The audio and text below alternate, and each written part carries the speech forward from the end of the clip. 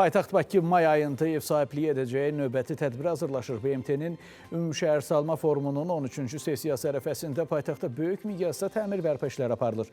Bu işlərin əsas məqsədi şəhərin memarlıq görünüşünü müasirləşdirmək, eyni zamanda illər ərzində təhlükə yarada biləcək binaların təmirə ehtiyac olan hissələrini yeniləməkdir.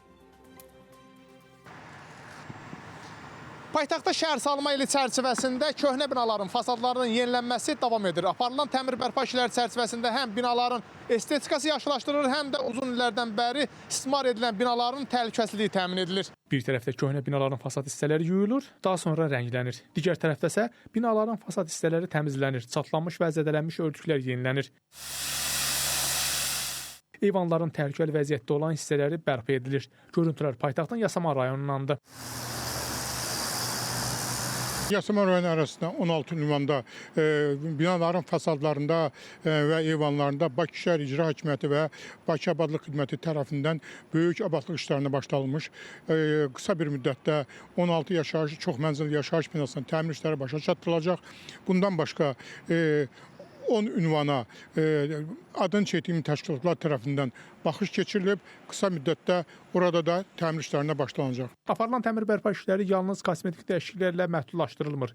Eyni zamanda bəzi binalarda dam örtükləri dəyişdirilir, yağış sularının axıdılması sistemləri yenilənir və binanın ümumi konstruksiyasının möhkəmliyi yoxlanılır. Parlament prospekti 2B və Yeni Yasamal yaşayış massivində yerləşən 6 ədəd abad həyətlərdə də təmir işləri abadlıq işlərinə başlanılmışdır.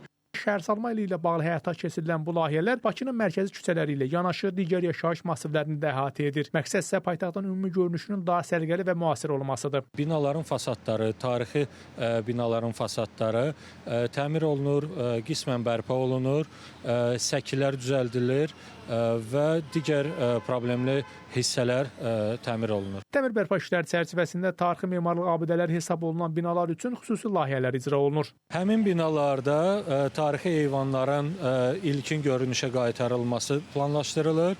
Tarixi qapıların bərpası və yeni quraşdıran qapıların taxta ilə üzdənilməsi nəzərdə tutulub.